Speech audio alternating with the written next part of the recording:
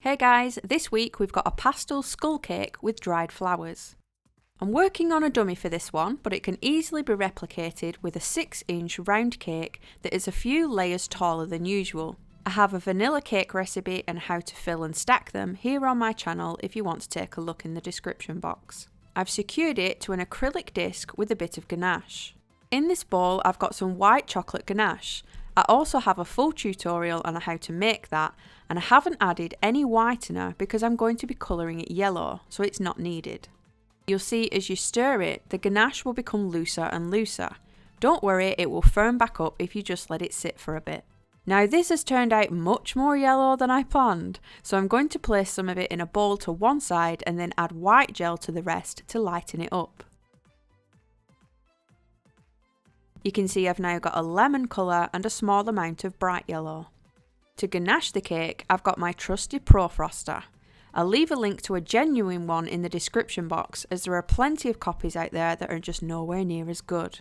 You can adjust the height of the arm for the cake you're working on. This just hovers over the top of the dummy, it's not touching it. You want to use your paler yellow and cover your whole cake in it.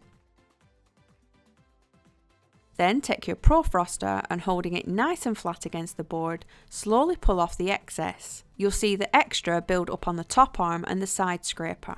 Then go back in and fill in any areas that aren't nice and flat and go round again. The more you keep filling the gaps and going around with the Pro Froster, you'll see it get smoother and smoother and the edges on the top will get nice and sharp. I do also have a full tutorial on how to use the Pro Froster as well. I seem to be building up quite the library. Here I've got a leafy type stencil, but any stencil of choice will do. We're aiming for a rough and rustic look, so I'm just holding it against the cake, spreading some of the brighter yellow ganache on top and removing as much excess as I can and peeling the stencil back to reveal the rough pattern. If you want a more finished and clean look and want the pattern to match all the way around, you've guessed it, I have a full tutorial on that too. But here we're just aiming for a mismatch patchy rustic look using white chocolate ganache to stencil with.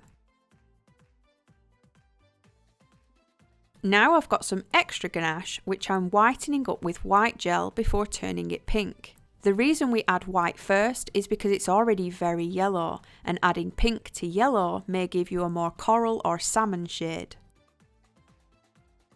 Spread this all around the bottom of the cake. You can of course use your Pro Froster again, but I've just got another clean smoother to use. Once your first coat has been spread out, you can then decide if you want it to come up higher in other places. So I'll add a bit more and continue scraping until you have your desired layering. Now I'm sliding a knife under the dummy and slowly lifting it to release. Then I'm just transferring over to a drum and sticking it down with more ganache. You'll see there is a gap where your knife has been. You can either leave this because it will be covered with the paste on your board, or you can fill it in with more ganache and give it a quick swipe around. I'll leave this gap as it is so you can see it will be covered when we do the board. I've coloured some sugar paste in a pink close to the layering colour, and I'm just covering the whole board using the toilet seat method. I've said it too much already, but yes, there's a full tutorial for this as well in the description box. You'll see it neatens up the bottom nicely and hides the gaps. To decorate, I'm using a small bunch of dried flowers. The lovely Louise got in touch and asked if I would like some. Heck yes. She does some lovely colourful ones as well as pastels and rustic beiges. Here I've got a selection of pinks, blues, purples and cream. My favourite is this blue floaty one. I'm going to be pairing it with this solid chocolate pink skull. These were all handed out to my top tier brigadiers last month, and they will be heading to my shop to buy in the new year. I really wanted some to dangle down the side, so I took a gamble with bending the sticks, hoping that they wouldn't break. Just about managed it, but I suggest sticking them in the side at an angle. For your real cake, you can add a straw all the way down the full length of your cake. Then your dried flower stems will simply slot in and will become more secure as you fill the straw. If you don't fill the straw, you can add a ball of sugar paste down it to secure the stems. As I'm using a dummy, I'm just going to poke a hole in, as I'm not going to get a straw in that. Unfortunately, the resistance of the polystyrene snapped my favourite fluffy one. But not to worry, just like a broken leg, we can add a splint. I'm just taping a cocktail stick to the base of the stem and now it's as good as new. You can also stick this one straight into the cake, as it's now a cocktail stick and not a bare stem. Keep adding the flowers and faffing about with them until you're happy. I did so much faffing. If you prefer, you can of course tape a whole arrangement together beforehand and push them together down into the straw. But I like to build them up and move things around a lot as I'm putting it together. Add a little ganache to the base of your skull to stick it down.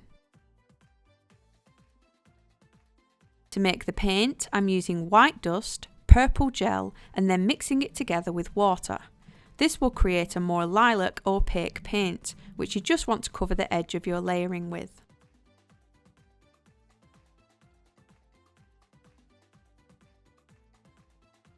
To stick on sprinkles, just add some ganache to the back of the larger ones with a cocktail stick. I'm just adding them on randomly to the right side and the left side to add to the rustic look.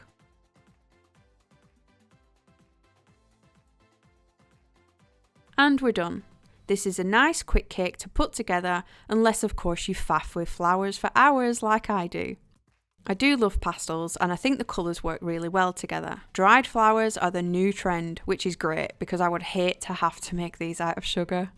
I hope you enjoyed this one and that you learned something from it.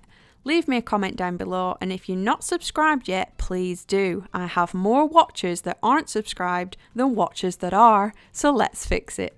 Thanks guys, see you next week.